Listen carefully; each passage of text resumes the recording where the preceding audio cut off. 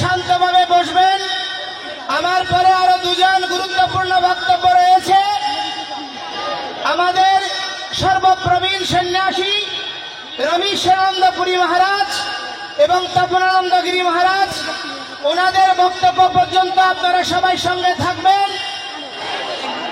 আমি আপনাদেরকে এই ঐতিহাসিক লালদিঘি ময়দানে সনাতন জাগরণ মঞ্চ এবং বাংলাদেশে বর্তমান আন্দোলনের আমাদের যতগুলো সংগঠন রয়েছে, সম্মিলিত সংখ্যালঘু জোট, সনাতন অধিকার আন্দোলন, সংখ্যালঘু অধিকার মঞ্চ, আপনার সংখ্যালঘু অধিকার আন্দোলন, পূজা উদযাপন পরিষদ, আমাদের জাগো হিন্দু বিদ্যার্থী সংসদ, শারদাঞ্জলি ফোরাম এবং হিন্দু মহাজোট, বাংলাদেশ হিন্দু পরিষদ সহ অপরাপর যত সংগঠন রয়েছে, যারা আজকে হৃদয়ের আরতি আর আবেগ নিয়ে ঐতিহাসিক এই লালদিঘি ময়দানে,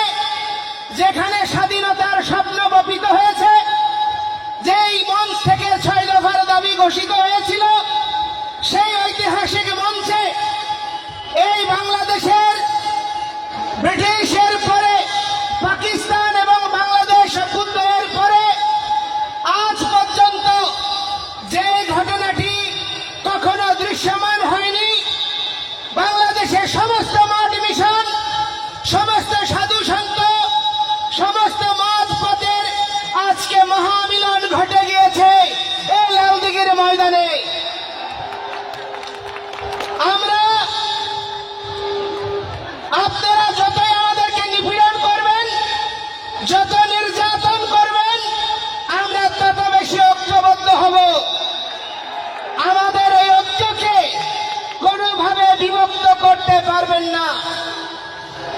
এই ঐক্য বাংলার অস্তিত্বের ঐক্য, এই ঐক্য অসাম্প্রদায়িক বাংলাদেশ বিনির্মাণের ঐক্য, এই ঐক্য বাঙালি কৃষ্টি সুসংরক্ষণের ঐক্য, এই ঐক্য বাংলাদেশের স্বাধীনতা থেকে শুরু করে যতগুলো অভ্যুত্থান হয়েছে, যতগুলো গণতান্ত্রিক আন্দোলন সংগঠিত হয়েছে, সেই সমস্ত আন্দোলনে আত্মাহুতি দানকারী, বাংলার স্বাধীনতা, সংস্কৃতি, গণতন্ত্র মূল্যবোধকে জাগানোর জন্য যারা আত্মবিসর্জন দান করেছেন, তাদের স্মৃতিকে অম্লান রাখার ঐক্য, এই ঐক্যকে কোনোভাবে খণ্ডিত করা যাবে না।